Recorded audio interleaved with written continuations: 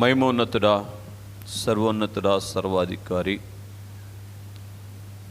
మీ అధికమైనటువంటి కృపను బట్టి మరి యొక్క నూతన వత్సరమును మాకు బహూకరించి ఈ నూతన వత్సరములో 2వ సర్వారాధన దినమందు అయ్యా నీ పాదాల చెంతకు చేరి వచ్చి తమరిని ఆరాధించటానికి మీరు అనుగ్రహించినటువంటి ఈ భాగ్యమును బట్టి వందిస్తూ ఉన్నాం. అయ్యా మీ అధికమైనటువంటి కృపలోని మీ అనంతమైనటువంటి ఉద్దేశమును అందుకోవటానికి ఈ శ్రేష్టమైన సమయములో మాకు తరుణము దయచేయమని ప్రార్థన చేస్తూ ఉన్నాం. అయ్యా నీ మాటను విడిచి ఒకప్పుడు వేరైపోయినటువంటి మాకు నేటి కాలములో ఎన్ని పర్యాయములు మీరు మాట్లాడుచూ ఉన్నప్పటికీ మీ మాటకు లోబడని మాతో మాట్లాడమని అడిగేటువంటి అర్హత ఎంత మాత్రమును కూడా లేని వారమై ఉండగా నైనా కృప చూపించి దయ చూపించి మరి ఒక పర్యాయము నైనా మీరు మాతో మాట్లాడుమని ఈ అధిక వత్సరములోని మీ అధికమైనటువంటి ఉద్దేశ్యమును మాకు వెల్లడి చేసి ఆ అధికమైనటువంటి ఉద్దేశమును అందుకొనగలిగినటువంటి ధన్యతలోనికి నడిపించమని ప్రార్థన చేస్తూ ఉన్నాం. ఏమరపాటు, నిద్రమత్తు, పరాకు, పరధ్యానము పరిహారము చేయండి. అపవాది యొక్క సకల యత్నములను యేసు నామములో మేము బంధిస్తూ ఉన్నాం. స్వామి, మీరు పరమందు బంధించి మాతో మాట్లాడుమని యేసు నామమును అడుగుచున్నాము తండ్రి, ఆమేన్. చేరి వచ్చిన సర్వారాధన ప్రియులారా, మీ ఎల్లరకును కూడా నేటి దిన సర్వారాధనలోని సర్వ సంపూర్ణత సర్వారాధన ప్రియుడు మెండుగా అనుగ్రహించునుగాక, ఆమేన్. మనలను ప్రేమించుచు తన రక్తము వలన మన పాపముల నుండి మనలను విడిపించిన వానికి మహిమయు ప్రభావమును యుగయుగములు కలుగునుగాక, ఆమేన్. కూర్చుందాం, చదువుకుందాం. పరిశుద్ధ వేదములో నుండి అపోస్తుడైనటువంటి పౌలు కొరింథీయులకు రాసినటువంటి 2వ పత్రిక 3వ అధ్యాయము 18వ వచనమును పఠించుకొని వాక్య ధ్యానము గావించుకుందాం. మనమందరమును ముసుగు లేని ముఖముతో ప్రభువు యొక్క మహిమను అద్దము వలె ప్రతిఫలింపజేయుచు మహిమ నుండి అధిక మహిమను పొందుచు ప్రభువగు ఆత్మచేత ఆ పోలికగానే మార్చబడుచున్నాము. ఈ వాక్య భాగములో నుంచి దేవుడు మనతో మాట్లాడునుగాక. స్నేహితులారా, చదవబడినటువంటి వాక్య భాగములో పరిశుద్ధాత్మ పూర్ణుడైనటువంటి పౌలు గారు తెలియచేస్తూ ఉన్నటువంటి సంగతి మనం చూస్తే, మహిమ నుండి అధిక మహిమను పొందాలి అని తెలియచేస్తూ ఉన్నారు. దేని కొరకు అని అంటే తగ్గించుకోవచ్చు. దేని కొరకు అంటే ప్రభువు ఆత్మ చేత ఆ పోలికగా మార్చబడుట కొరకు. కనుక ఒకటి ప్రభువు యొక్క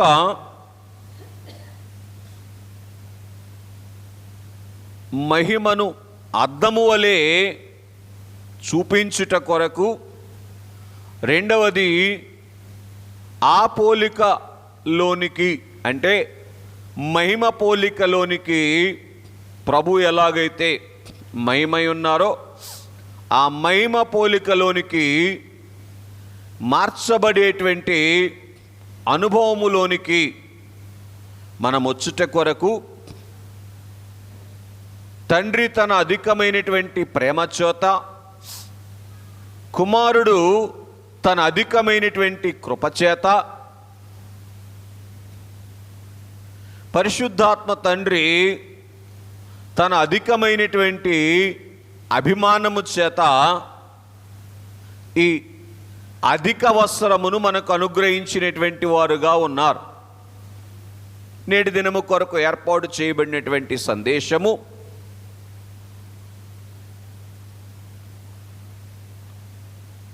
అధిక మహిమ కొరకైన అధిక వస్త్రము. ఏం చెప్పండి? ఈ సంవత్సరం అధిక మహిమ కొరకైన అధిక వస్త్రం. ఎందుకు ఈ వస్త్రాన్ని అధిక వస్త్రం అని తెలియచేయటానికి పరిశుద్ధాత్మ తండ్రి జ్ఞాపకం చేస్తూ ఉన్నారంటే, ప్రభువు రాకడను 2024లో జరిగించకుండా ఆలస్యము చేసి అధికమైనటువంటి కృపను మన ఎడల కనబరిచారు. వాస్తవానికి అర్హతను బట్టి మన యొక్క అర్హతను బట్టి అనుగ్రహించబడినటువంటి వస్త్రము కాదు. కనుక వాస్తవానికి మనకు ఇవ్వబడినటువంటి తరుణము గతకాలము వరకు అని మనం గ్రహిస్తే ఈ వస్త్రము అధికమైనటువంటిది. కనుక గ్రేస్ పీరియడ్ అంటారు, కృపాకాలము. ఇంకా చెప్పాలి అంటే ఉద్యోగస్తులైనటువంటి వారికి బోనస్ ఆఫర్ అంటారు. ఈ బోనస్ అనేటువంటిది అర్హతను బట్టి ఇచ్చేటువంటిది కాదు, కానీ దయను బట్టి అనుగ్రహించేటువంటిది అని మనం గ్రహిస్తూ ఉన్నప్పుడు ఈ అధిక వస్త్రాన్ని ఎక్స్ట్రా పీరియడ్ లేదా ఎక్స్ట్రా టైం దేవుడు మనకు అనుగ్రహించటములో మనకు చాలా ఆలోచనలు ఉంటాయి. కొత్త సంవత్సరం, ఇంకో సంవత్సరం మనకు సమయము దొరికింది కదా అని క్రొత్త సంవత్సరం యొక్క ఆరంభములో అనేకమైనటువంటి ప్రణాళికలు మనం రచించుకుంటాం. ఈ సంవత్సరములో ఇది చేద్దాం, అది చేద్దాం అనేటువంటిది. కానీ నేనేమంటానంటే, ఈ అధికమైనటువంటి వస్త్రమును అనుగ్రహించినటువంటి తండ్రి యొక్క అధిక ప్రేమను, కుమారుని యొక్క అధిక కృపను, పరిశుద్ధాత్మ తండ్రి గారి యొక్క అధికమైనటువంటి అభిమానము ఏంటి అని మనం ఆలోచన చేస్తే మహిమలో నుండి అధిక మహిమలోనికి రావాలి. ఏంటి అధిక మహిమ అంటే? ప్రభువుకున్నటువంటి మహిమ. ఏ మహిమ? ప్రభువుకున్నటువంటి మహిమ. కనుక ఆ మహిమను అందుకుంటేనే కానీ పూర్తి చేయండి ఆయనను చేరుకునేటువంటి భాగ్యం అనేటువంటిది సాధ్యపడదు. గనుక దేవుడు ఏం చేశారంటే మరి ఒక వస్త్రాన్ని మనకు అనుగ్రహించారు. ఇది మనం గ్రహించాలి. చూడండి, మన విషయములో మన ప్రణాళిక కంటే కూడా ఉపయోగకరమైనటువంటిది దేవుని యొక్క ప్రణాళిక, దేవుని యొక్క ఉద్దేశం. దేవుడు మన విషయములో కోరుకునేటువంటి స్థితి అనేటువంటిది మనము మన విషయములో కోరుకునేటువంటి స్థితి కంటే కూడా గొప్పది. ఎంత గొప్ప తెలివి గలవాడు, ఎంత గొప్ప జ్ఞాని అనేటువంటి వాడు కూడా కోరుకోలేని అధికమైనటువంటి స్థితిని దేవుడు మన ఎడల మనకు అందించాలని ఉద్దేశపడుతూ ఉన్నటువంటి వారుగా ఉన్నారు. ఎందుకంటే మన జ్ఞానము పరిమితమైనటువంటిది, దేవుని జ్ఞానము అపరిమితమైనటువంటిది. అపరిమిత జ్ఞాన సంపన్నుడైనటువంటి దేవుడు అపరిమితమైనటువంటి ప్రేమ మన ఎడల కలిగి ఉండి అత్యున్నతమైనటువంటి భాగ్యాన్ని మనకు అనుగ్రహించాలి అనేటువంటిది ఆయన ఉద్దేశం. దీని కొరకు ఏం చాలదు అని దేవుడు అనుకున్నారు అంటే 2024 సంవత్సరములో మనం అందుకున్నటువంటి మహిమ సరిపోదు అని దేవుడు ఉద్దేశపడి అధిక మహిమ అందుకోవాలి అని దేవుడు ఈ అధిక సంవత్సరాన్ని మనకు అనుగ్రహించారు. కనుక ఏంటి మహిమ అంటే దేవుని యొక్క వెలుగు. దీన్ని ఇట్లా చెప్పనివ్వండి, తండ్రి గారు అన్నారు దేవుని కాంతి మహిమ అన్నారు. అంటే దైవ కాంతి మనము కలిగి ఉండేటువంటి స్థితే మహిమను కలిగి ఉండటం. దేవునిలో ఏ కాంతి అయితే ఉన్నదో ఆ కాంతిని, అంటే ఆ స్వరూపాన్ని, ఆ పోలికను మనము కలిగి ఉండేటువంటి స్థితే దేవుని యొక్క మహిమను కలిగి ఉండేటువంటి స్థితి. కాబట్టి ఆది నుంచి కూడా దేవుడు తన మహిమను మానవులకు ఇవ్వాలి అని ప్రయాసపడుతూ ఉన్నాడు. ఎందుకంటే ఆది మానవునికి ఏమిచ్చారు అంటే ఆయన మహిమనిచ్చారు. మహిమను పోగొట్టుకున్నటువంటి మానవునికి మరలా దేవుడు ఏమివ్వాలనుకుంటున్నారు అని అంటే, పిల్లరా, ఈరోజు మనం కోరుకునేటువంటివి కాదు. ఈరోజు మనం కోరుకునేటువంటివి లోక సంబంధమైనటువంటి ఈవులు. కనుక లోక సంబంధమైనటువంటి ఈవులన్నీ కూడా దేవుడు ఎప్పుడో ఇచ్చివేసినటువంటి వారుగా ఉన్నారు. కనుక ఈ అధిక సంవత్సరం యొక్క ఉద్దేశం ఏమిటి అంటే ఆయనకున్నటువంటి మహిమ మనము అందుకునేటువంటి అనుభవములోనికి వస్తే అప్పుడు ఆయనను చేరుకునేటువంటి ధన్యతను సంపాదిస్తాం. ఏంటంట ఆయనకున్నటువంటి మహిమ మనము అందుకునేటువంటి అనుభవములోనికి వస్తే. అందుకే పిల్లరా, అధిక మహిమ, ఆయన కలిగినటువంటి మహిమ ఏంటి? అధికమైనటువంటి మహిమ. ఎంతో కొంత మేము బెటర్ కదా అని అనుకుంటాం ఎవరితో పోలిస్తే, దేవుణ్ణి ఎరగని వారితో పోలిస్తే. రెండవది, ఎంతో కొంత మేము బెటర్ కదా అనుకుంటాం ఎవరితో పోలిస్తే, మన ప్రక్కనున్నటువంటి వారితో పోలిస్తే. కానీ దేవుడు ఎవరితో పోల్చదలుచుకోలేదు మానవుని, ఏ మానవునితో పోల్చదలుచుకోలా. ఒకసారి చప్పట్లు కొడతారా? మానవుణ్ణి దేవుడు ఎవరితో పోల్చి చూస్తున్నారు, పోల్చి చూడటానికి ఇష్టపడుతున్నారు? తనతో పోల్చి చూసుకోవటానికి ఇష్టపడుతున్నారు. దేవునికి మహిమ కలుగునుగాక. ఇప్పుడు ఆలోచన చేయండి, దేవునికి ఉన్నటువంటి మహిమ పరిపూర్ణంగా అందుకునేటువంటి అనుభవములోనికి వచ్చినటువంటి స్థితి కొరకు ఆరాట పడవలసినటువంటి వస్త్రమే దేవుడిచ్చినటువంటి అధిక వస్త్రం. మళ్ళీ చెప్తున్నాను, ఏ వస్త్రం ఇది? ఎందుకు అధిక వస్త్రం అన్నాను, అధిక సంవత్సరం అన్నాను? న్యాయంగా ఈ సంవత్సరంలో మనం ఉండాల్సిన పరిస్థితి, నిజం మాట్లాడరు కదా, అవును. కనుక ఈ సంవత్సరం అందుకోవటానికి యోగ్యులైనటువంటి వారం కాదు. కనుక కొంచెం అధికంగా దేవుడు అనుగ్రహించారు. కనుక స్నేహితులరా, తప్పిపోయినటువంటి మానవుని యొద్ద నుండి దేవుడు మహిమను వెల్లడి చేస్తూ ఉంటే కొందరు కొన్ని మహిమలు అందుకున్నారు. ఆ మహిమలే అన్ని కార్యాలు చేస్తే ఈరోజు ఏమండి అధిక మహిమ ఏ కార్యం చేస్తుంది అనేటువంటిది చెప్పడానికి ముందు గతకాలములో దేవుని యొద్ద నుండి మహిమను అందుకున్నటువంటి వారు ఏ కార్యాలు చేయగలిగారంటే, మొట్టమొదటి సంగతి ఆదికాండ గ్రంథము 12వ అధ్యాయము 2వ వచనములో ఒక మాట దేవుడు మాట్లాడారు. ఒకటి, నేను నిన్ను ఆశీర్వదిస్తాను. రెండవది, నిన్ను గ్రహించండి. ఒకప్పుడు సృష్టి పూజలో ఉన్నటువంటి అబ్రహాము గారికి దేవుడు ఏమిచ్చారంటే మాట ఇచ్చాడు. ఏమిచ్చారు?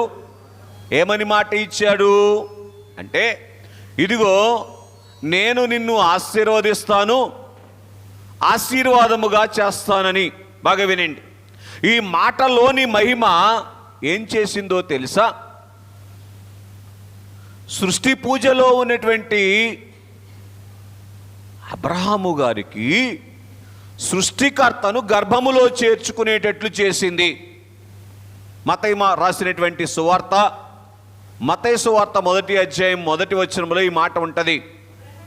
చాలు, అబ్రహాము కుమారుడైన దావీదు కుమారుడైన యేసుక్రీస్తు వంశావళి. బాగా వినండి, మాటలోని మహిమ ఏం చేసింది చెప్పండి? సృష్టి పూజలో ఉన్నటువంటి అబ్రహాము గారిని సృష్టికర్త ఎవరో ఎరగక ఆయా పూజల్లో ఉన్నటువంటి అబ్రహాము గారిని పిల్లరా సృష్టికర్తను గర్భము దాల్చేటువంటి భాగ్యములోనికి నడిపించినట్లుగా మనం చూస్తూ ఉన్నాం. ఈ మాటలోని మహిమ, ఏ మాటలోని మహిమ?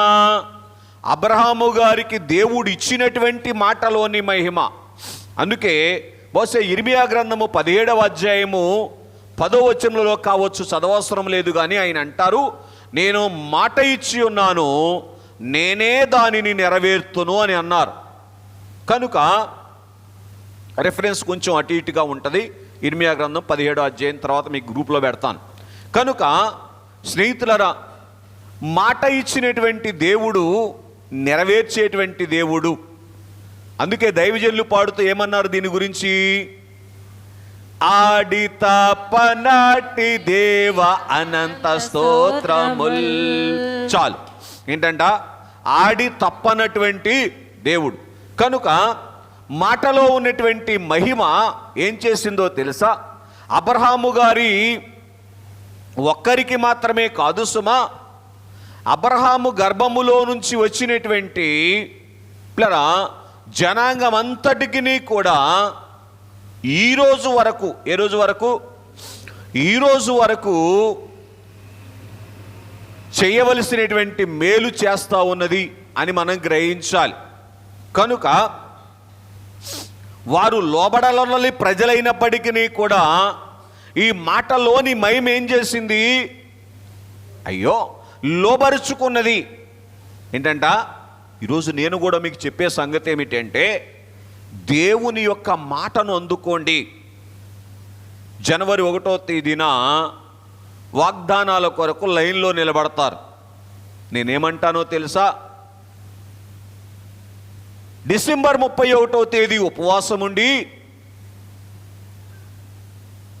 తెల్లవారుజాము వరకు, అయ్యా నువ్వు నాకు ఏమి వాగ్దానం ఇస్తావో నాకు చూపించు అని అందుకొని చూడండి ఆ వాగ్దానం ఎలా ఉంటుందో. కనుక దేవుని స్నేహితులారా గ్రహించండి, ఆ వాగ్దానము యొక్క ఆయనే స్వయముగా మాట ఇచ్చారనుకోండి, ఆ మాటలోని మహిమ ఏం చేస్తుందో తెలుసా? మనలను మహిమలోనికి నడిపిస్తుంది. రైట్. కనుక ఇక్కడ మనం చూస్తే అబ్రహాము గారి యొక్క సంతతిని ఏం చేసింది అంటే మాటలోని మహిమ ఆ రోజు నుంచి ఈ రోజు వరకు కాపాడుతూ నడిపిస్తూ, ఇంకా చెప్పండి, అయ్యో ఆ మాటలోని మహిమ పూర్ణతలోనికి వారిని తీసుకొని రావటానికి ఆయనే వారి గర్భంలోనికి వచ్చారు. దేవునికి మహిమ కలుగునుగాక. మాటలోని మహిమ ఏం చేసింది అని అంటే, రెండవదిగా నిర్గమాకాండ గ్రంథము 34వ అధ్యాయము 35వ వచనాన్ని మనం చూసినటువంటి వారముగా ఉన్నప్పుడు, మోషే ముఖ చర్మము ప్రకాశింపగా ఇశ్రాయేలీయులు మోషే యొక్క ముఖమును చూచిరి. మోషే ఆయనతో మాటలాడుటకు లోపలికి వెళ్ళు వరకు తన ముఖము మీద ముసుగు వేసుకొనెను. బాగా వినండి, ఇక్కడ మనం చూస్తే మాటలోని మహిమ, ఏ మాటలోని మహిమ? అబ్రహాము గారికి దేవుడిచ్చినటువంటి మాటలోని మహిమ ఏం చేసింది? అబ్రహాము సంతానమైనటువంటి మోషే గారిని ఎక్కడికి నడిపించింది అని అంటే, బాగా వినండి, లోకము గ్రహించలేని మహిమలోనికి నడిపించింది. పూర్తి చేయండి. నామక సంఘము నిలబడలేని మహిమలోనికి నడిపించింది. లోకమంటే ఎవరు? ఫరోకు అర్థమైందా? మోషే ద్వారా ఎందుకు ఇన్ని కార్యాలు జరుగుతున్నాయో అదే లోకము గ్రహించలేని మహిమ. ఈరోజు సంఘానికి కావలసినటువంటి మహిమ మాటలోని మహిమ. తండ్రి గారు ఏమన్నారు? క్రైస్తవ సంఘమా చేయు కాలము చేను తెలుసునా, ప్రభువుని క్రియల మూలంబుగా కీర్తి పొందునని తెలుసునా, కీడు నోడింతువు తెలుసు. కనుక స్నేహితులారా గమనించండి, ఫరోకి అర్థమైంది ఏంటంటే సృష్టిలో ఉన్నటువంటి మహిమ, కానీ ఏం అర్థం కాలేదు? దేవుని మాటలో ఉన్నటువంటి మహిమేమిటో అర్థం కాలేదు. గనుక ఏం చేయలేకపోయాడు అంటే దేవుని మాటకు లోబడనటువంటి వాడుగా ఉన్నాడు. లోబడకుండా ఏం చేశాడు? ఇశ్రాయేలీలను దేవుణ్ణి ఆరాధించటానికి వెళ్ళనీయను అని అన్నాడు. కనుక సరే, ఆలోచన చేయటానికి ప్రయత్నం చేయండి. లోకానికి బోధపడనటువంటి మహిమ, ఇంకా చెప్పాలి అంటే లోకాన్ని దాటించినటువంటి మహిమ. ఐగుప్తును ఎవరి ద్వారా దాటించారు దేవుడు? ఎందుకో? మాటలోని మహిమలోనికి మోషే గారు వెళ్ళాడు. ఏం చేశారు చెప్పండి? ఐగుప్తును దాటించి, ఐగుప్తును దాటించినటువంటి దేవునికి వారి మధ్య గుడారం వేయించారు. అందుకే తండ్రి గారు అన్నారు, మోషే వేయించిన గుడారమును పోలినది వేసేదవా? మోషేతో మాట్లాడినట్లు మోదముతో నేను నీతో మాట్లాడేదను. అంటే ఏంటి దేవుని ఉద్దేశం? ఆ గుడారం వేసి మనం ఏం చెయ్యాలి? దేవుని మాటను అందుకొని మాటలోని మహిమను చూడాలి, మాటలోని మహిమను మనం అందుకోవాలి. కనుక ఇటు చూడండి, దేవుని మాటలోని మహిమ గ్రహించలేకపోతూ ఉన్నాం. ప్రతి ఆదివారము, ప్రతి శుక్రవారము అందించబడుతున్నటువంటి, ఇంకా ఆయా కూటాల్లో అందించబడుతున్నటువంటి దేవుని మాటలోని మహిమను గ్రహించలేకపోతున్నాం. కనుక దీన్ని ఇక్కడే వదిలేసి వెళ్ళిపోతున్నాం. అప్పుడు అక్కడ ఉన్నటువంటి మాటలు, ఎక్కడ ఉన్న మాటలు? లోకములో ఉన్నటువంటి మాటలు వింతగా కనబడతా ఉన్నాయి, గొప్పగా కనబడతా ఉన్నాయి. ఎలా కనబడుతున్నాయి? ఓ అంటగా, ఏంటది? అంటగా. ఎందుకు అంతగా కనబడుతున్నాయి అవి అంటే, ఈ మాటలోని మహిమ బోధపడినటువంటి కారణం. కనుక రెండవదిగా అక్కడే ఉన్న సంగతి మనం చూస్తే, నామక సంఘముగా ఉన్నటువంటి లేదా పేరుకు సంఘముగా ఉన్నటువంటి ఇశ్రాయేలీలైనటువంటి వారు మోషే గారి ముఖము చూడ వెరచిరి అని రాయబడి ఉంటుంది. మోషే గారి ఆ ముఖము చూస్తేనే భయపడేటువంటి పరిస్థితి వచ్చింది. లేదు, మోషే గారి ఎదుట నిలబడలేనటువంటి పరిస్థితి ఇశ్రాయేలీలకు వచ్చినట్లుగా మనం చూస్తూ ఉన్నాం. ఏంటి కారణం? మాటలోని మహిమ మోషే గారు అందుకున్నారు గనుక గ్రహించండి. ఈ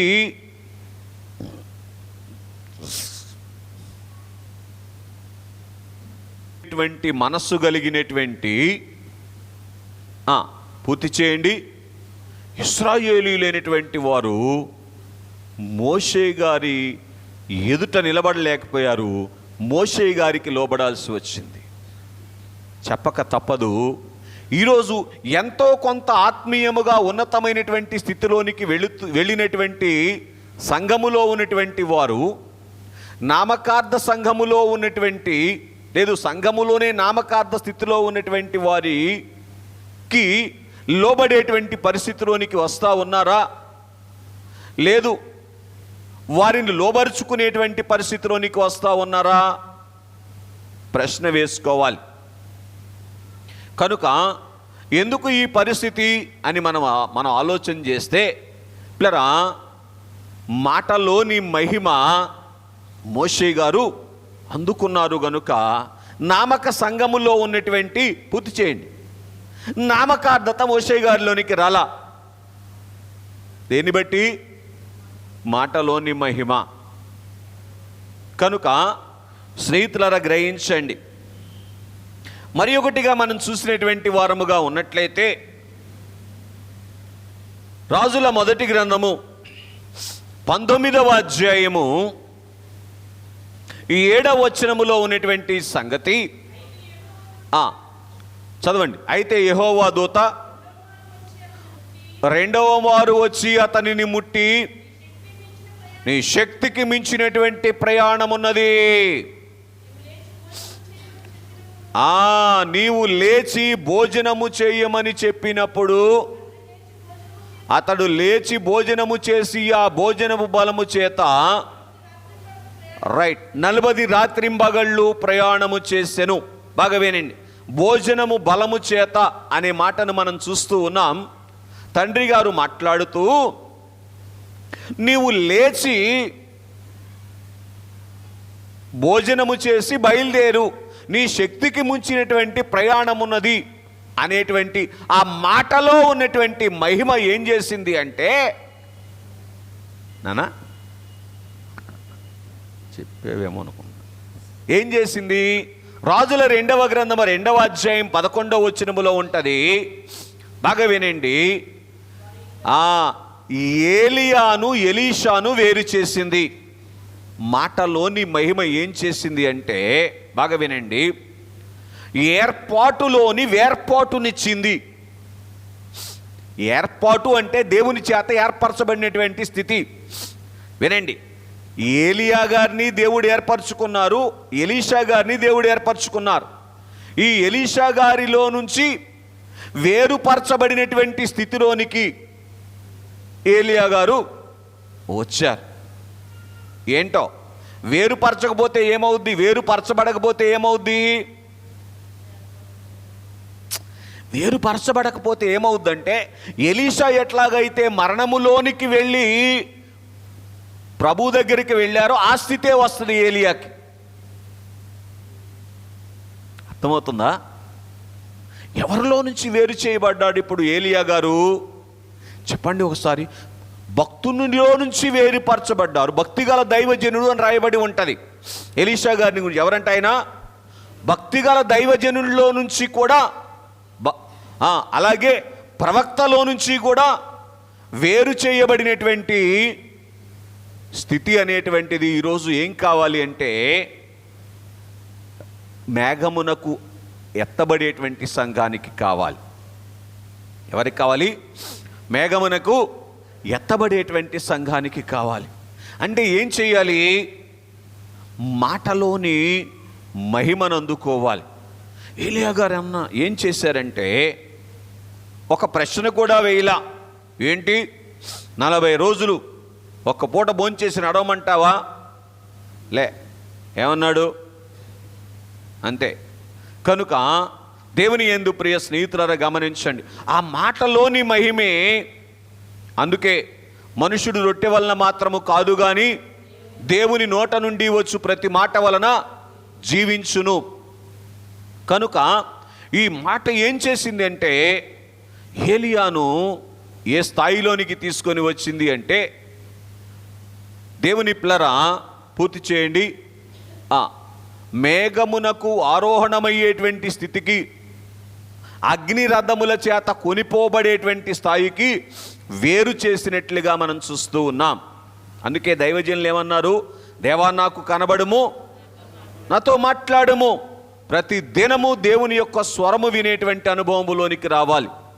అదే ఏం చేస్తుందంటే మనలను, ఆ మాటలోని మహిమ ఏం చేస్తుందంటే వేరు చేస్తుంది. కనుక లోకములో ఉన్నటువంటి భక్తుల్లో నుంచి పూర్తి చేయండి, రెండవ వరుస, మరణములోనికి వెళ్ళి మోక్షానికి వెళ్ళేటువంటి భక్తుల్లో నుంచి వేరు చేసేటువంటి భాగ్యాన్ని అనుగ్రహిస్తుంది అని మనం చూస్తూ ఉన్నటువంటి వారముగా ఉన్నాం. మరి ఒకటిగా, బహుశా 4వదిగా, నిర్గమాకాండ గ్రంథము 4వ అధ్యాయము 22వ వచనములో ఉన్నటువంటి సంగతి మనం చూసినటువంటి వారముగా ఉన్నట్లయితే, నీవు ఫరోతోనూ ఇశ్రాయేలీలతోనూ నా కుమారుడు, నా జ్యేష్ఠపుత్రుడు, చదువమ్మా, నా జ్యేష్ఠపుత్రుడు నన్ను సేవించున్నట్లు నా కుమారుని పోనిమ్మని. కనుక బాగా వినండి, మరి ఒక సందర్భంలో రాయబడి ఉంటుంది, ఇశ్రాయేలు నా జ్యేష్ఠ కుమారుడు. కనుక వీళ్ళందరూ ఎవరు? అయ్యో, ఇశ్రాయేలులో నుంచి వచ్చినటువంటి వారు. అబ్రహాము గారి యొక్క సంతతిలో నుంచి ఇస్సాకు, ఇస్సాకు యొక్క సంతతిలో నుంచి యాకోబు వస్తే, పిల్లరా ఈ యాకోబు సంతతిని దేవుడు ఏమంటారంటే నా జ్యేష్ఠ కుమారుడు అని తెలియచేసినటువంటి వారుగా ఉన్నారు. కనుక బాగా వినండి, ఆలోచన చేస్తే బహుశా మోసగాడుగా పేరు ఒకప్పుడు కలిగినటువంటి యాకోబు గారు దేవుని చేత నా జ్యేష్ఠ కుమారుడు అని పిలిపించుకోబడటానికి, ఆయన సంతతి నా జ్యేష్ఠ కుమారులు అని దేవుని చేత ఎన్నుకోబడటానికి గల కారణమేంటి? మాటలో మహిమ. అబ్రహాము గారికి ఇచ్చినటువంటి మాట, రెండవది యాకోబు గారికి ఇచ్చిన మాట. యాకోబు గారికి ఎక్కడ మాట ఇచ్చారు? ఆదికాండ గ్రంథము 32వ అధ్యాయము 32వ వచనములో ఆయన అంటారు, ఇక మీదట నీవు ఇశ్రాయేలే గాని యాకోబు అనబడవు. చూసారా? కనుక బాగా వినండి, అందుకే మన తండ్రి గారు ఏమన్నారంటే దేవవాక్యే నిజము, దిక్కులు చూడకు. దేవుని వాక్కు కొరకు చూడండి. ఈ కాలంలో, ప్రభు రాకడ కాలంలో దేని కొరకు చూడాలి? దేవు వాక్కు. కనుక దేవుని యొక్క వాక్కు కొరకు ఉన్నటువంటి మహిమ ఏం చేసింది అంటే, దేవుడే స్వయముగా నా జ్యేష్ఠ కుమారుడు, పెద్ద కొడుకు. అమ్మో, పెద్ద కొడుకు మీద ఎన్ని ఆశలు ఉంటాయో, ఉంటాయో ఉండవా? కనుక దేవుని యందు ప్రియ స్నేహితులరా వినండి, కనుక దేవుని పిల్లరా, ఎలాగున దేవుడు అలాగున పిలిచేటువంటి భాగ్యము అనేటువంటిది మాటలోని మహిమను బట్టి కలిగింది, దేన్ని బట్టి కాదు.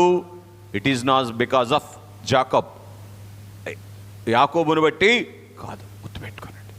కనుక నేనేమంటానంటే దేవుని మాటను అందుకోండి. ఆ మాటను మన జీవితంలోనికి అన్వయిస్తే ఏం చేస్తుందంటే ఆ మాటే మనల్ని మహింపరుస్తుంది. నన్ను ఘనపరిచిన వారిని నేను ఘనపరుస్తాను, కనుక దేవుని పిల్లరా, ఇలాగున మరి ఒకటిగా మనం చూస్తే జకర్యా గ్రంథము 2వ అధ్యాయం 8వ వచనంలో ఉంటుంది. ఏంటి అని మనం ఆలోచన చేస్తే, చదివితే ఆలస్యం అవుతుంది కానీ, నిన్ను ముట్టినవాడు నా కనుగుడ్డును ముట్టినవాడు అన్నాడు దేవుడు. ఏంటంటే చెప్పండి, నిన్ను ముట్టినవాడు. చూసారా? కనుక ఎవరిని గురించి మాట్లాడిన మాట? ఇశ్రాయేలీలను గూర్చి, ఇశ్రాయేలీల యొక్క సంతతి, యోధా సంతతిని గురించి దేవుడు అంటాడు, నిన్ను ముట్టుకుంటే నా కనుగుడ్డును ముట్టుకున్నట్టే, యూ డోంట్ వరీ. ఏమండి, ఎప్పుడైనా దేవుడు దర్శనంలో, స్వప్నంలో ఈ మాట అన్నాడా? ఎందుకయ్యా అనవసరంగా భయపడతావు, నిన్ను ముట్టుకుంటే నా కనుగుడ్డును ముట్టుకున్నట్టే అంటే ఇక దేనికైనా భయం వేస్తుందా? ఎక్కడో చైనాలో కొత్తది రాబోతుందంట అనగానే మాస్కులు సిద్ధమైపోతున్నాయి ఇండియాలో. అవునా? దేవుని పిల్లరా, దైవజనులు ఏమన్నారు? భయపడరాదు. కనుక గ్రహించండి, ఇక్కడ మనం చూస్తే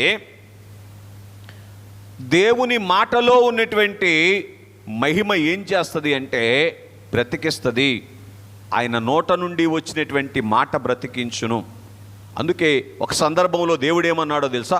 రక్తములో పొర్లుచూ ఉన్నటువంటి నిన్ను చూచి బ్రతుకుము అన్నాను, నువ్వు బతికావన్నాడు. అంతే. ఏంటంట? లోకం ఏమంటుందంటే నూకలు ఉన్నాయి అంటది. ఏమంటది? నూకలు తినటానికి చాలా ఉన్నాయి. కనుక దేవుని యందు ప్రియ స్నేహితులారా గమనించండి, మాటలో ఉన్నటువంటి మహిమ ఏం చేసింది అంటే కంటికి రెప్పవలే కాపాడుతుంది. ఎలా కాపాడుతుంది? శరీరములోని అన్ని అవయవాలను పెద్దగా కాపాడుకోపోయినా అంత పెద్ద జాగ్రత్త తీసుకోవాల్సినటువంటి అవసరం ఏమీ ఉండకపోవచ్చు, అంత జాగ్రత్త తీసుకోం కూడా. మరి కన్ను విషయంలోనో, అవునా? దేవుని యందు ప్రియ స్నేహితులారా గమనించండి, ఆలోచన చేయటానికి ప్రయత్నం చేద్దాం. సర్వేంద్రియనా? భారతదేశంలో లేదా మీరు? నయనం ప్రధానం అన్నారు. కనుక దేవుని యందు ప్రియ స్నేహితులారా గమనించండి, దేవుని పిల్లరా, మరి ఈ ప్రధానమైనటువంటి నయనాన్ని, కొన్ని నయనాలు మూతపడుతున్నాయి, నువ్వు నయనాలు తెరవండి పక్కన ఉన్నవాళ్ళు. కనుక దేవుని స్నేహితులారా గ్రహించండి, కనుగుడ్డును కను రెప్ప ఎలాగూ కాపాడద్దో అలాగున దేవుని చేత కాపాడబడేటువంటి మహిమ అనేటువంటిది మాటను బట్టి కలిగినటువంటి మహిమ. ఇంకా చాలా విషయాలు ఉన్నాయి, త్వరగా ముందుకు వెళ్ళాలి. రెండవది జీవాహారములోని మహిమ. యోహాను సువార్త 6వ అధ్యాయం 50వ వచనములో యేసు ప్రభువారు మాట్లాడుతూ ఏమంటారంటే, మీ పితరులు అరణ్యములో మన్నా తినను చనిపోయిరి, దీనిని తినువాడు చావకుండునట్టు పరలోకము నుండి దిగి వచ్చిన జీవాహారము నేనే. ఆహారం అంట జీవాహారము. గ్రహించండి. కనుక ఈ జీవాహారమును ఎవరు అందుకున్నారు అంటే మత్తయి సువార్త 26వ అధ్యాయము 26వ వచనములో ఏమండి? శిష్యులైనటువంటి వారు అందుకున్నారు ఆరంభములో. ఎవరు చెప్పండి? కనుక ఈ జీవాహారమును అందుకున్నటువంటి శిష్యులైనటువంటి వారికి ఈ జీవాహారములో ఉన్నటువంటి మహిమ ఏం చేసిందో తెలుసా? ఈ శిష్యుల స్థితి ఏంటి? ఒకప్పుడు అయ్యో చేపలు కూడా సరిగా పట్టుకోలేని పరిస్థితి. చేపలు పట్టే జాలర్లే కానీ చేపలు కూడా పట్టుకోలేనటువంటి పరిస్థితి. పేతురు గారు అనలేదా, రాత్రి అంతా ప్రయాసపడ్డాను, ఇల్లే కదా, ఒక్క చేప కూడా పడలేదు. కనుక అటువంటి పేతురు గారికి పిల్లరా, యేసు ప్రభు వారి యొక్క శిష్యులైనటువంటి వారికి పిల్లరా, ప్రభువు తన యొక్క శరీరమును ఆహారముగా వడ్డిస్తే, ఏం చెప్పండి? శరీరమును ఆహారముగా వడ్డిస్తే ఏం జరిగిందో తెలుసా? చూడండి, లోకాభక్తుడు రాసినటువంటి అపోస్తుల కార్యముల గ్రంథము 2వ అధ్యాయము 41వ వచనములో ఉంటుంది. ఏమండి? భూలోకములో దేవుని సంఘాన్ని స్థాపించారు, దేవునికి మహిమ కలుగునుగాక. ఏ మహిమిది? అయ్యో జీవాహారము యొక్క మహిమ. కనుక తండ్రి గారు అంటారు, ప్రభు సంస్కారపు విందు పరిగెత్తుకొని రండి. ఎలా రావాలంట? కనుక ఎందుకని? ప్రభువే విందు. ప్రభు సంస్కారంలో ఏ విందది? ప్రభువే విందు. కనుక అయ్యగారు రాసినటువంటి ఒక్కొక్క చరణం అనేకమైనటువంటి సంగతులు ఉంటాయి ఆ పాటలో. ప్రభు చిత్తమైతే ఎప్పుడన్నా ధ్యానం చేద్దాం, ఆత్మట్రెండి సహాయం చేస్తే.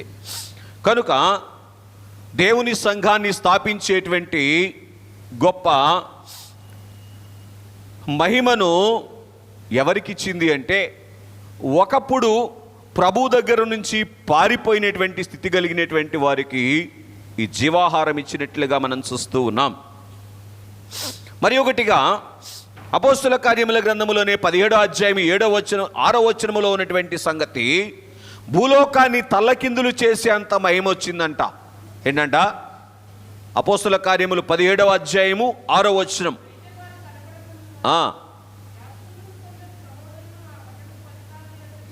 వచ్చి భూలోకమును తల్లకిందులు చేసిన వారి ఇక్కడికి వచ్చి ఉన్నారు.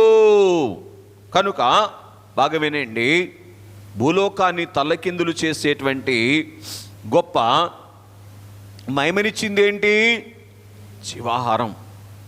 అందుకే నా ప్రభువు బల్లను నా ఎద్దు నుండి దూరం చేస్తారా అని ఒకప్పుడు దైవజనులు కన్నీరు పెట్టుకున్నారంట. లోదన మిషన్లో సంస్కారం ఇవ్వనప్పుడు, ఏ బలను? నా ప్రభువు బలను నాకు దూరం చేస్తారా? ఎందుకని? ప్రభువు బలలో ఏముంది? ఈ మహిమ ఉంది. ఎవరైతే ప్రభువు బల ఎద్దుకు రారో వారిని లోకం తల్లకిందులు చేస్తుందండి. ఖచ్చితంగా చెప్తాను. ఏం చేస్తుంది? అదే జరుగుతున్నటువంటి పరిస్థితి. కనుక స్నేహితులరా, మరి ఒకటిగా మనం చూసినటువంటి వారముగా ఉన్నట్లయితే,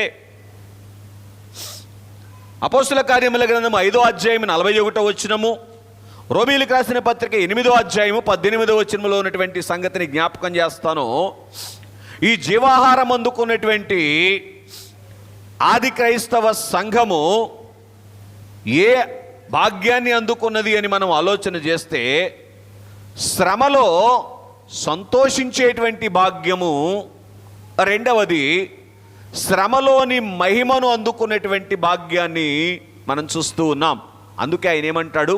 ఇప్పటి కాలపు శ్రమలు రేపటి దినమందు మనం పొందబో మహిమ ఎదుట ఎన్న తగినవి కాదు. కనుక శ్రమలోని మహిమ చూసేటట్లుగా, దేంట్లో మహిమ? ఏం కనబడాలి విశ్వాసికి శ్రమలో? దైవజనులు ఏమన్నారు? శ్రమ రా, తెచ్చింది ఏదో ఇచ్చి వెళ్ళు. ఎందుకన్నారేంటి రమ్మని? ఎందుకన్నారు రమ్మని?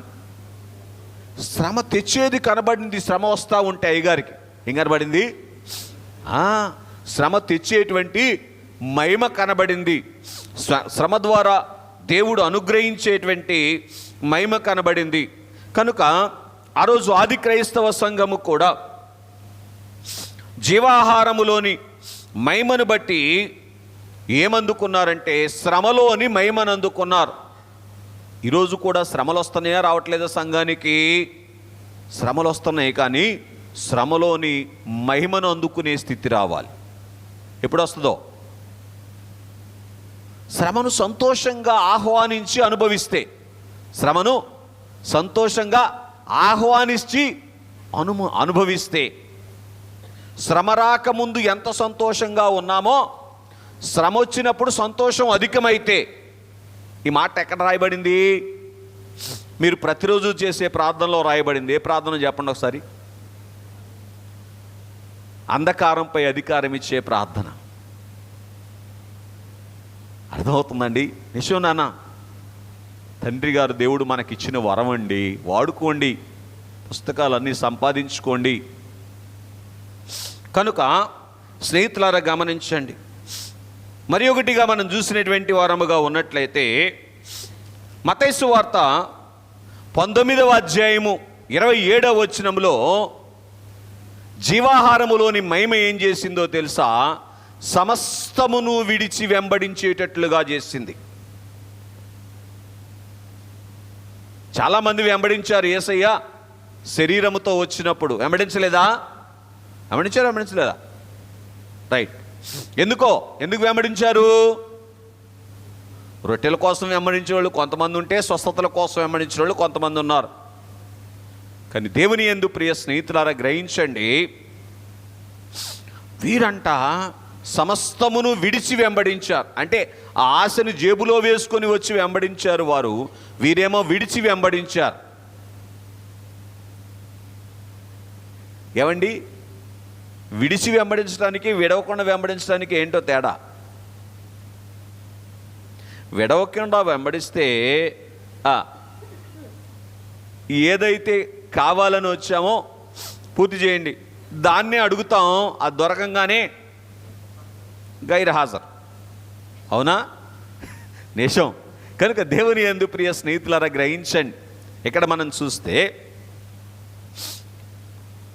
అందుకే ఒక సందర్భములో యేసు ప్రభువారు తన దగ్గరికి వచ్చినటువంటి యూదులైనటువంటి వారితో అంటున్నారు, అయ్యో మా దగ్గర ఇది లేదంటారేంటి, అది లేదంటారేంటి, భోజనం పెట్టమంటే ఏం చూశారు మీరు? సరే, కనుక దేవుని యందు ప్రియ స్నేహితులరా అని ప్రభు మాట్లాడినట్లుగా మనం చూస్తూ ఉన్నాం. కనుక సమస్తమును విడిచి వెంబడించగలిగినటువంటి మహిమనిచ్చింది. ఏ మహిమది? జీవాహారములోని మహిమ. కనుక దీన్ని ఇట్లా చెప్పమంటారా? ఏం విడిచిపెట్టారు శిష్యులు? పాతి పెట్టే వాటిని విడిచిపెట్టి పరమభాగ్యం ఇచ్చేవాని దగ్గరికి వచ్చారు. ఏం విడిచిపెట్టి? మట్టిలోకి తీసుకెళ్ళాయా, మహిమలోకి తీసుకెళ్ళాయా? మిగిలినవన్నీ సో అండ్ సో, కడుపు తీపి, బంధు ప్రీతి. ఎక్కడ తీసుకెళ్ళి? కానీ తొందరగా అనరా? కొన్ని సమాధి కార్యక్రమాలకు వెళ్తే భోజనం కేవలం అవుతుంది, కానీ తొందర పెట్లో పడుకుంటాం, అట్లే. అవునా కాదు? ఏంటండి? కనుక దేవుని యందు ఏంటి అప్పుడే తీసుకెళ్తున్నారు ఏంటి అన్న వాళ్ళు ఒక్కడు కనపడాల. నేను బహుశా 22 సంవత్సరాల సేవా జీవితంలో ఏమండి ఇంకాసేపు ఉంచవచ్చు కదా బాడీని, ఏంటి పాస్టర్ గారు అంత కంగారు పడుతున్నారంటే?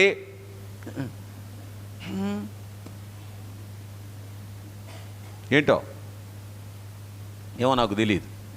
కనుక దేవుని యందు ప్రియ స్నేహితులారా గమనించండి, ఆలోచన చేయడానికి ప్రయత్నం చేయండి. జీవాహారములో ఉన్న మహిమ ఏం చేస్తుందో తెలుసా? బాగా వినండి. ఏవి పాతి పెట్టేవో, ఏవి పరమభాగ్యం ఇచ్చేయో గ్రహించేటట్లు చేస్తుంది. కనుక వాళ్ళు సమస్తమును విడిచిపెట్టి వేశారు. అంటే సమస్తము కూడా వాటికి సంబంధించినవే. ఎడికి సంబంధించినవి? పాతి పెట్టే వాటికి సంబంధించినవి కదా. కొన్ని ఉన్నాయి ఏమన్నా ఉపయోగపడాయి? ఏమో నాకు తెలియదు. మీరు సరిగ్గా మాట్లాడలేదంటే కొత్తగా నేర్చుకొని వచ్చారైతే. రైట్. మరి ఒకటిగా మత్తయి సువార్త 19వ అధ్యాయము 28వ వచనములో వ్రాయబడినటువంటి మాట, జీవాహారములో ఉన్నటువంటి మహిమ ఏం చేస్తుంది అంటే పరలోకములో సింహాసన భాగ్యం అనుగ్రహించినట్లుగా మనం చూస్తూ ఉన్నాం. అలాగే ఒకప్పుడు సిలువను చూసి పారిపోయినటువంటి వారు మమ్ములను తలకిందులుగా సిలువ వేయండి అని ఎదురు వచ్చేటట్లు చేసింది జీవాహారములోని మహిమ. యేసు ప్రభు వారి యొక్క శిష్యులందరూ కూడా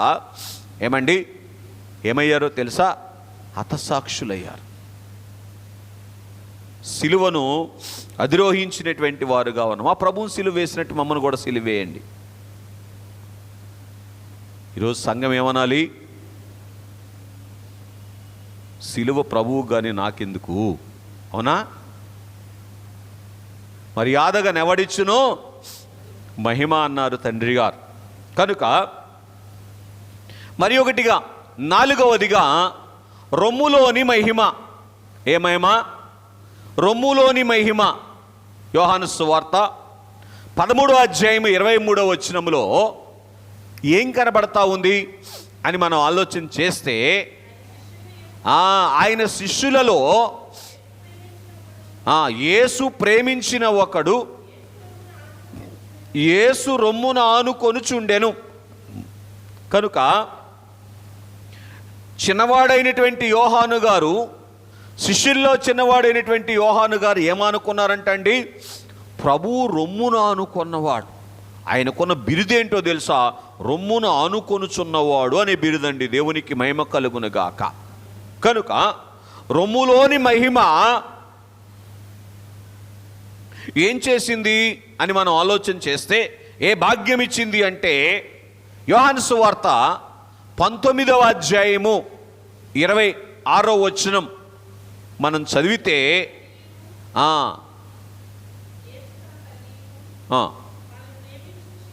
తాను ప్రేమించిన శిష్యుడును దగ్గర నిలిచియుండుట చూసి ఎక్కడ నిల్చున్నారంట? సిలువను వేలాడుతున్నటువంటి యేసయ్యకు దగ్గరగా నిల్చున్నారు. సిలువకు దగ్గరగా నుంచున్నారు. కనుక యోహానుతో అంటారు, అమ్మా యోహాను, ఇదిగో నీ తల్లి. కనుక దేవుని బాధ్యత తీసుకునేటువంటి, దేవుని భారము పంచుకునేటువంటి భాగ్యం ఇచ్చింది. ఏ మహిమ? రొమ్ములోని మహిమ. చెప్పండి, ఈరోజు సంఘం ఏం చేయాలి? ఎవరి భారం మోయాలి? ఎవరి భారం మోయాలండి? కనుక స్నేహితులరా, దేవుని భారాన్ని పంచుకునేటువంటి అనుభవం, దేవుని భారాన్ని భుజాన వేసుకునేటువంటి అనుభవంలోనికి రావాలి.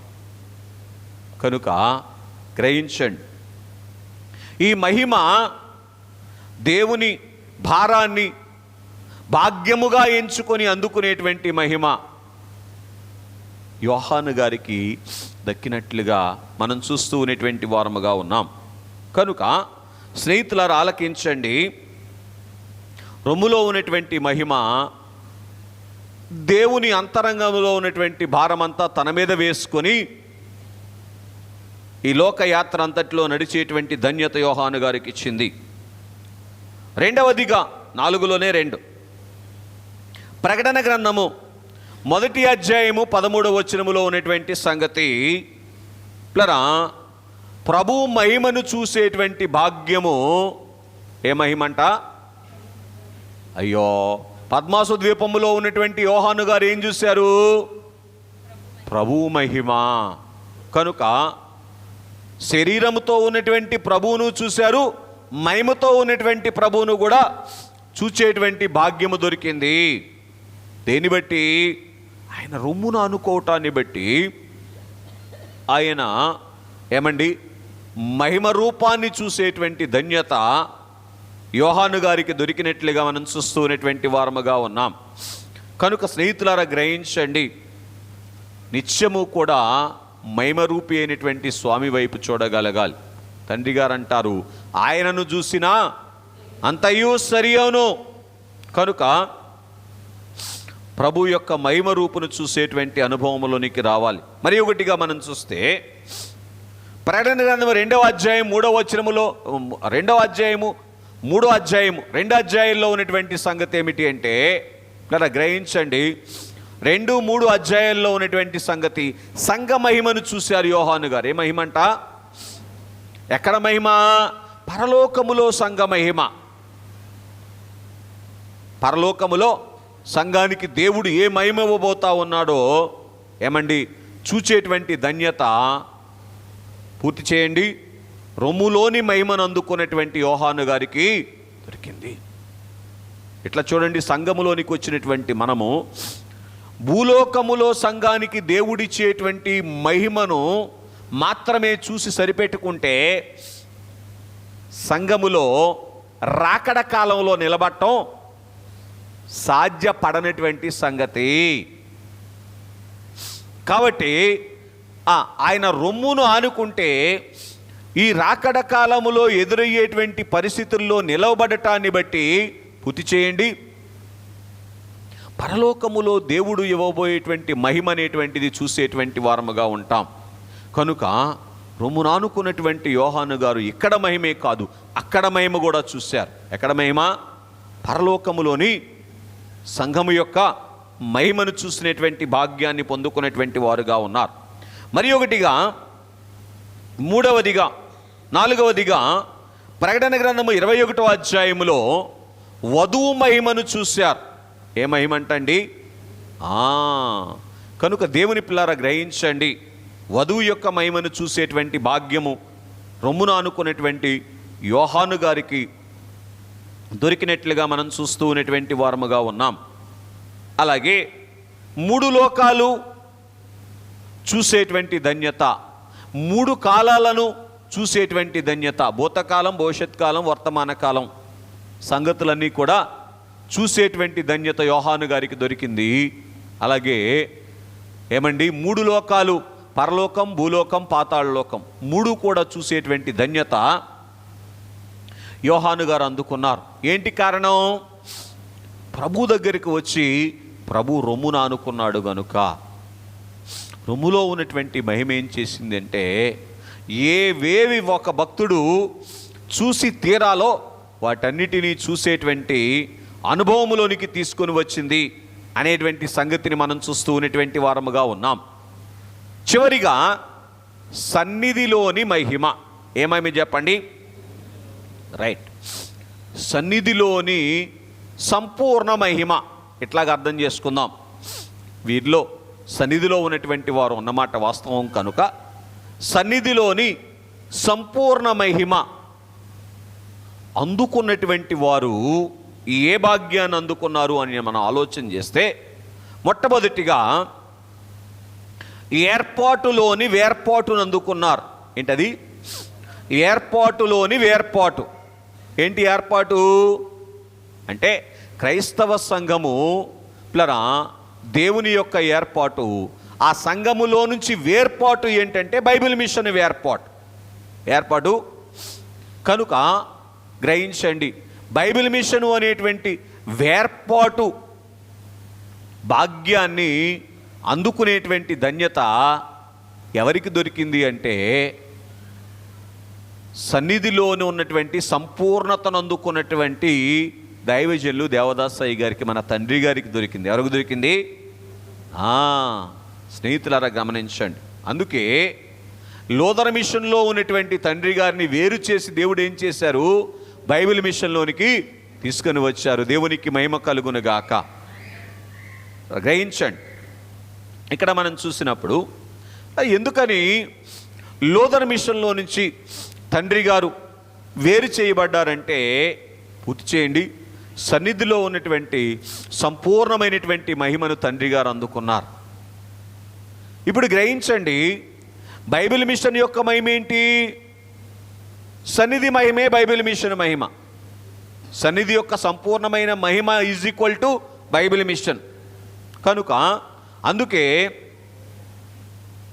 బైబిల్ మిషన్లకి ఇతర మిషన్లకి ఉన్నటువంటి వ్యత్యాసం ఏంటి అంటే, సన్నిధిలో ఉన్నటువంటి సంపూర్ణతను కలిగినటువంటిది, సంపూర్ణ రూపును ధరించుకొని ప్రభు యొక్క అంతరంగములో నుంచి ప్రభు బయలుపరచగా వచ్చినటువంటి మిషను బైబిల్ మిషన్. కనుక సన్నిధిలోని మహిమ ఏమండి? ఏర్పాటులోని వేర్పాటును అందించేటువంటిదిగా ఉన్నది. అందుకే తండ్రి గారు అన్నారు, లోదర్ mission plus extra is equal to Bible mission అన్నారు. కనుక రెండవదిగా మనం చూసినప్పుడు సన్నిధిలోని సంపూర్ణమైనటువంటి మహిమ ఏం చేసింది అని మనం ఆలోచన చేస్తే, ప్రభువుకు కలిగినటువంటి భాగ్యములన్నీ కూడా అందుకునేటట్లుగా చేసింది.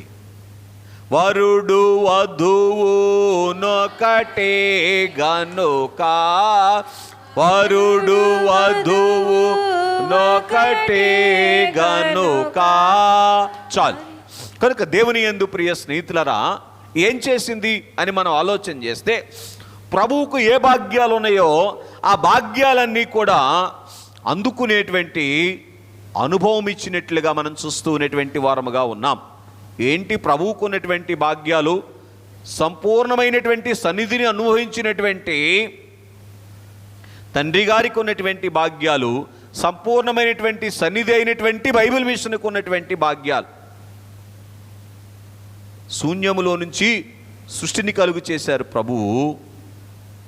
శూన్యములో బయలుపడింది బైబిల్ మిషన్. అర్థమవుతుందండి? దేవుని యందు ప్రియ, దేని మీద ఆధారపడినటువంటి వారు ప్రభువు మీద మాత్రమే ఆధారపడి, దేని మీద ఆధారపడినటువంటి వారు దైవజనులు అందుకున్నటువంటి బైబిల్ మిషన్. నాకేమి కొదువా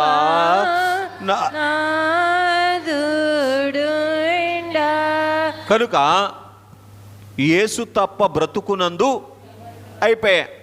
కనుక దేవుని యందు ప్రియ స్నేహితులారా గ్రహించండి, సన్నిధిలో ఉన్నటువంటి సంపూర్ణమైనటువంటి మహిమ ఏం చేస్తుందంటే ప్రభువులో ఉన్నటువంటి సంపూర్ణతను అనుగ్రహించేటువంటిదిగా ఉన్నది. ఆ మహిమే ఇట్లా బైబిల్ మిషను, ఆ మహిమే పూర్తి చేయండి. మా మహిమను అందుకున్నటువంటి వారు దేవదాసయ్య గారు అని మనం గ్రహించవలసినటువంటి వారముగా ఉన్నాం. కనుక ఈ అధిక సంవత్సరములు అధికమైనటువంటి మహిమైనటువంటి సన్నిధిలో ఉన్నటువంటి సంపూర్ణమైనటువంటి మహిమను అందుకోవాలి అనేటువంటిది దేవుని యొక్క అమూల్యమైనటువంటి ఉద్దేశం. మరి ఒకటిగా వరుని రూపునిచ్చినటువంటిది సన్నిధిలోని సంపూర్ణమైనటువంటి మహిమ. ఏ రూపం అంటండి? ప్రభు యేసు రూపే సంగ వధువు ధరించేనామే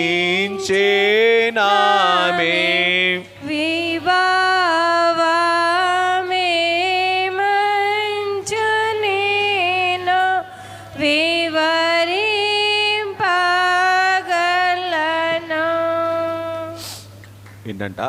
ప్రభు యేసు రూపే సంఘ వధువు. కనుక వధువు సంఘానికి ఏ రూపం ఉందంట? ప్రభు యేసు యొక్క రూపే. ప్రభు యేసుకి ఏ రూపం ఉందో ఆ రూపం. కనుక ఏది వధువు సంఘం? బైబిల్ మిషను వధువు సంఘం. కనుక గ్రహించండి, అలాగునే వధువు సంఘం అందుకునేటువంటి దైవజనుని రూపు ఏ రూపు?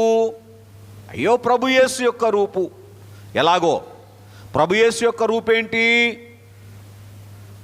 శరీరముతో ఉన్నంత కాలము నలగగొట్టబడటం.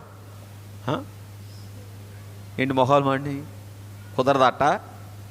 అట్టగా కుదరకపోతే వధువు రూపులు కాదు. మరి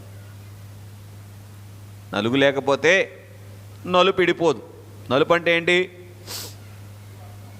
లోకం, నైజం. కనుక ఇక్కడ మనం చూస్తే దైవజనులు శరీరముతో ఉన్నంతకాలము కూడా ఏం భరించారు చెప్పండి? రోట్లో తలబెట్టి రోకల బోటుకు భయపడతానా? నిత్యము కూడా శ్రమలలో ఏమండి కాలిపోయారు. తండ్రి గారు ఏమన్నారంటే, కలిమి కోరుకునే వాళ్ళరా కొలిమిలోనికి రండి అన్నారు. కనుక ఆలోచన చేయండి, ప్రభు యేసు యొక్క రూపు పరిపూర్ణముగా అనుగ్రహించేటువంటిది పూర్తి చేయండి సన్నిధిలోని సంపూర్ణమైనటువంటి మహిమనందుకున్నటువంటి వారు మాత్రమే అని మనం చూస్తూ ఉన్నాం. కనుక బైబిల్ మిషను లోకములోనికి వచ్చినటువంటి కాలములో నేటి కాలం వరకు కూడా ఓరచూపులు ఆయా వారు చూడటం లేదు అంటానికి ఎక్కడా ఆధారం లేదు అని మనం చూస్తూ ఉన్నాం. ఇదే ప్రభు యొక్క రూపు. ఏ రూపు చెప్పండి? గాలి తుఫానులు బాధలకు గాలి తుఫానులు బాధలకు. రైట్. మరి ఒకటిగా ఏంటి ప్రభు రూపు అంటే, మహోత్సవాల్లో మీరు వస్తే పూర్తిగా తిలకిస్తారు. ఏంటది? ప్రభు రూపం ఎలా ఉంటుంది అనేటువంటిది. ఏంటది? కనుక దేవుని యందు ప్రియ స్నేహితులారా గమనించండి. మరి ఒకటిగా మనం చూసినటువంటి వారముగా ఉన్నట్లయితే, వధువు రూపు అయినటువంటి వధువు రూపును పరిపూర్ణముగా అద్దుకునేటువంటిది. ముందు మాట ఏం విన్నా మనం? ప్రభువు రూపు. రెండవది వధువు రూపును పరిపూర్ణముగా అందుకునేటువంటి భాగ్యము సన్నిధిలోని సంపూర్ణతను బట్టి దొరుకుతుంది. కనుక ఏంటి వధువు రూపు చెప్పాలి? అయ్యో వెళ్ళక తండ్రి చిత్తానికి ఎదురు వెళతానా? ఇది ఎవరి రూపు? వధువు యొక్క రూపు. కనుక నా ఇష్టమిదిగో ఇది నీ ఇష్టముగా చేయ నా ఇష్టమిక కాదది. కనుక ఇదే ఏ రూపు చెప్పండి? వధువు రూపు. కనుక దైవజనులు తన జీవితంలో దేవుని యొక్క ఇష్టాన్ని మాత్రమే జరిగించారు, తన ఇష్టాన్ని జరిగించుకోవటానికి పూనుకోలేదు అనేటువంటి సంగతిని మనం చూస్తాం. అందుకే బైబిల్ మిషన్ యొక్క మూలవాక్యం ఏంటి? ఆయన మీతో చెప్పునది చేయుడి. కనుక వధువు రూపు ఎందుకు బైబిల్ మిషన్కి వచ్చిందంటే సన్నిధిలో పుట్టింది బైబిల్ మిషన్. ఎక్కడ పుట్టింది బైబిల్ మిషను? రైట్. కనుక సన్నిధిలోని సంపూర్ణతను ఉనికి పుచ్చుకొని ఈ లోకానికి వచ్చినటువంటి బైబిల్ మిషన్ అనుభవంలోనికి వస్తే సన్నిధిలోని సంపూర్ణతను అందుకునేటువంటి ధన్యతలోనికి రాగలిగేటువంటి వారముగా ఉంటాం అని మనం చూస్తూ ఉన్నటువంటి వారముగా ఉన్నాం. కనుక దేవుని స్నేహితులరా, అందుకే ఈ వధువు రూపును బట్టి ప్లరా భూలోకములో అధికారము, పరలోకములో అధికారం. వర్ణికి ఎక్కడ ఉందంట? మత్తయి సువార్త 28వ అధ్యాయంలో ప్రభు అంటారు, నాకు భూమి మీదను పరలోకములోను సర్వాధికారము ఉన్నది. కనుక బైబిల్ మిషన్ కూడా పూర్తి చేయండి. దైవజన్యుకు కూడా భూమి మీద అధికారం ఉంది, భూలోకములో అధికారం ఉంది, పరలోకములో అధికారం. భూలోకంలో అధికారం ఉన్నబట్టే ఏం జరిగింది? Bible machine నడిపించగలిగారు. ఏ సమయానికి అవసరమైనటువంటి ఆ సమయానికి అందుకొనగలిగారు. కనుక శ్రమను రమ్మంటే రావాలి, పొమ్మంటే పోవాలి. సాతాను రమ్మంటే రావాలి. సరా ఎంత గొప్ప అధికారమో. అందుకే గత కాలములో ఆత్మరీతిగా వచ్చినటువంటి ఒక దైవజనులు చెప్పారంట, భూలోకములో దేవదాసు గారు మేము సమకాలికులమైనటువంటి పాదిర్లుగా పనిచేసాం, పరలోకములో మా అందరి మీద అధికారిగా ఆయన ఉన్నారని. దేవునికి మహిమ కలుగునుగాక. అర్థమవుతుందండి ఎందుకు వచ్చింది పరలోకములో అధికారం అంటే? ప్లరా సన్నిధిలోని సంపూర్ణత, సన్నిధిలోని సంపూర్ణమైనటువంటి మహిమ చేత మహిమపరచబడ్డారు ఆయన. రైట్. కనుక బైబిల్ మిషన్ కూడా ఈరోజు నిలువ సొమ్ము లేకపోయినా, నిరుకు రాబడి లేకపోయినా, కోట్ల రూపాయలు ఖరీదు చేసేటువంటి మహోత్సవాలు, కోట్ల రూపాయలు ఖరీదు చేసేటువంటి మందిరాలు ఎలా కట్టుతోంది? సన్నిధిలోని మహిమ.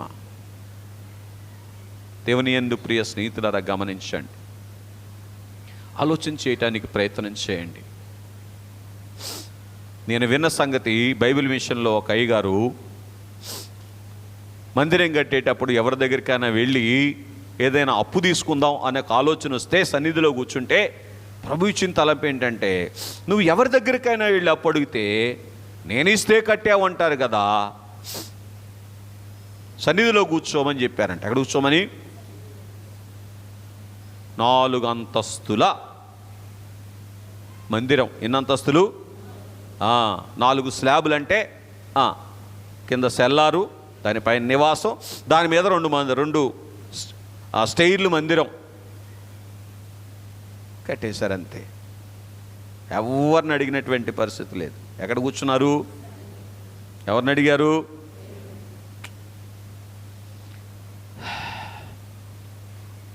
ఎవరిని అడగాలి? ఎందుకు అడగగలిగారు?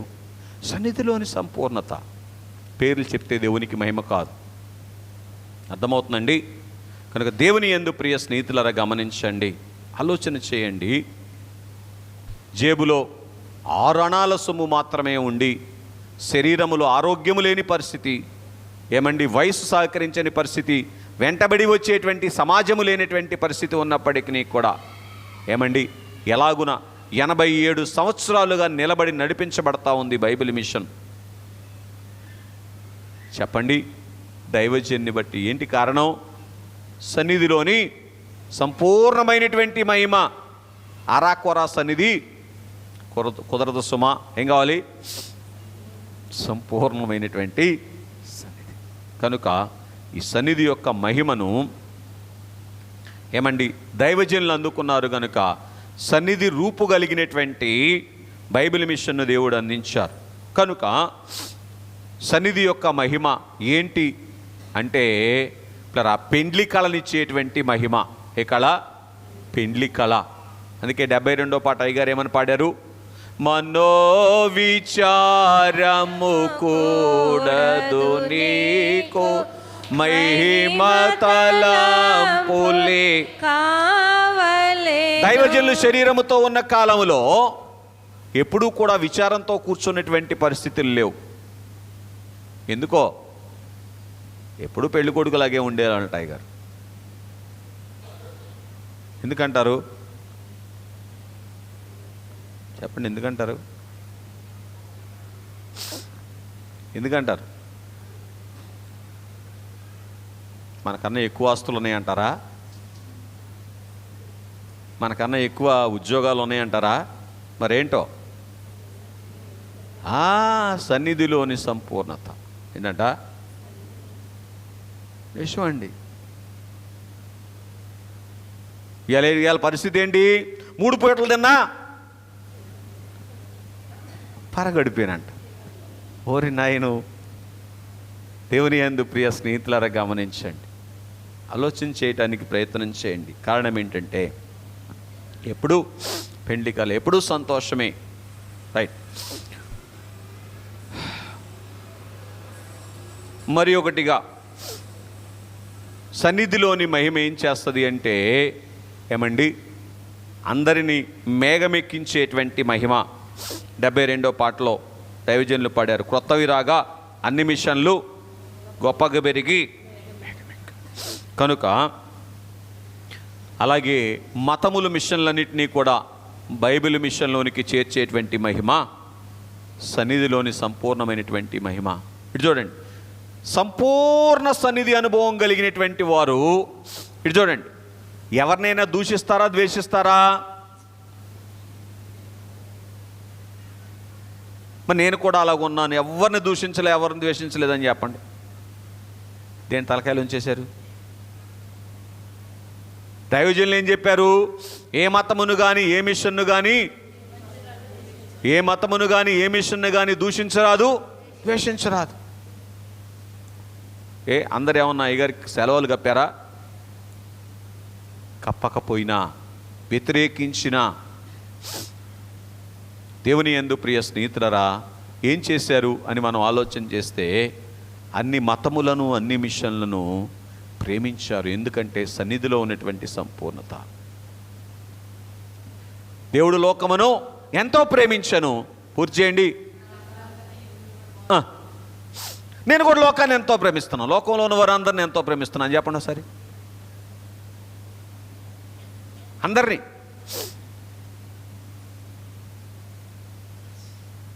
గుళ్ళో కూడా చెప్పలేరంటే ఇంటికాడ ఏం చెప్తారో నాకు తెలియదు కదా. దేవుని యందు ప్రియ స్నేహితులారా గమనించండి, సన్నిధిలోని సంపూర్ణమైనటువంటి మహిమ ఏం లేదు నాన్న. ఆయనకున్నటువంటి, ప్రభువుకున్నటువంటి స్థితి కంటే ఇటు చూడండి, ఒక ఇసుక రేణువు స్థితి, ఒక వెంట్రుక వాసి మహిమ తేడా ఉంటే మేఘం ఎక్కటం కళ్ళ అంతే. మాట్లాడితే మరణాత అంటున్న వాళ్ళారా ఎక్కడ దాకా వెళ్తామో చూడండి. అందుకే సంపూర్ణమైనటువంటి మహిమలోనికి రండి. సంపూర్ణమైనటువంటి మహిమ అందుకున్నటువంటి వారు దైవజనులు అని మనం చూస్తూ ఉన్నటువంటి వారముగా ఉన్నాం. కనుక సంపూర్ణమైనటువంటి మహిమ కలిగినటువంటి మిషన్ బైబిల్ మిషన్ కనుక ఈరోజు మతముల మిషన్లు అన్నీ కూడా బైబిల్ మిషన్లోనికి వస్తూ ఉన్నాయి. దేవునికి మహిమ కలుగునుగాక. చివరిగా అనాది సంకల్పమును అంతము వరకు నెరవేర్చేటువంటిది, అంటే రాకడ వరకు నెరవేర్చేటువంటిది ప్లరా సన్నిధిలోని మహిమ. అనాది సంకల్పాన్ని, ఈ సంకల్పం ఎప్పుడుది? వధువు సంకల్పం ఎప్పుడుది? అయ్యో రాకడ పండుగలో చెప్పుకున్నాం. అనాది సంకల్పం. ఈ అనాది సంకల్పాన్ని రాకడ వరకు నెరవేర్చేటువంటి పూర్తి చేయండి మహిమ సన్నిధిలోని సంపూర్ణత ద్వారా కలిగేటువంటి మహిమ. కనుక స్నేహితులారా గమనించండి, ఇప్పటిదాకా 4 మహిమలు మీ ముందు పెట్టబడ్డాయి. మొదటి మహిమ ఏంటి? మాటలోని మహిమ. రెండవది జీవాహారములోని మహిమ, మూడవది రొమ్ములోని మహిమ, నాలుగవది సన్నిధిలోని సంపూర్ణ మహిమ. ఈ 4 మహిమల యొక్క సంపూర్ణతే బైబిల్ మిషన్. ఈ 4 మహిమల యొక్క సంపూర్ణతే బైబిల్ మిషన్ అయి ఉన్నది. కనుక ఈ అధిక సంవత్సరంలో అధికమయమైనటువంటి బైబిల్ మిషను మహిమను మన అనుభవములోనికి తెచ్చుకుందాం. అందునిమిత్తమే ఈ వస్త్రాన్ని దేవుడు మనకు అనుగ్రహించారు. అటు ధన్యతను సంపాదించుకొని మేఘమెక్కగలిగినటువంటి కృప దేవుడు మనకు అనుగ్రహించునుగాక. ఆమేన్. పరలోకమందున్న మా తండ్రి, నీ నామం పరిశుద్ధపరచబడునుగాక, నీ రాజ్యం వచ్చునుగాక, నీ చిత్తము పరలోకమందు నెరవేర్చున్నట్లు భూమి యందు నెరవేరునుగాక. మొనదిన ఆహారము దయచేయండి. మహిళ అపరాధం చేసిన వారిని మేము క్షమించిన ప్రకారం మా అపరాధములను క్షమించండి. మమ్మల్ని శోధనలోనికి తేకదృష్టిని తప్పించండి. రాజ్యము, శక్తి, మహిమ నిరంతరము నీవై ఉన్నావు తండ్రి. ఆమేన్. ప్రవేశ రక్తము జయము, అపవాది క్రియలకు లయము. ప్రవేశ రక్తము సంపూర్ణ విజయము, అపవాది క్రియలకు అనంత నాశనం. హల్లెలూయా, హల్లెలూయా, హల్లెలూయా. స్తోత్రం, స్తోత్రం, స్తోత్రం. ఆమేన్, ఆమేన్, ఆమేన్. యెహోవా నిన్ను ఆశీర్వదించి నిన్ను కాపాడును గాక. యెహోవా నీకు తన సన్నిధిని ప్రకాశింపజేసి నిన్ను కరుణించును గాక. యెహోవా నీ మీద తన సన్నిధి కాంతి ఉదయింపజేసి నీకు సమాధానము కలుగజేయును గాక. తండ్రైన దేవుని ప్రేమ, కుమారుడైన క్రీస్తు వారి కృప, సహాయకుడైన పరిశుద్ధాత్మ తండ్రి గారి అన్యోన్య సహవాసం రాక పర్యంతము మీ అందరికి తోడైయుండును గాక. ఆమేన్. కూర్చుందాం ఒక్క నిమిషం. ప్రకటనలో దేవుని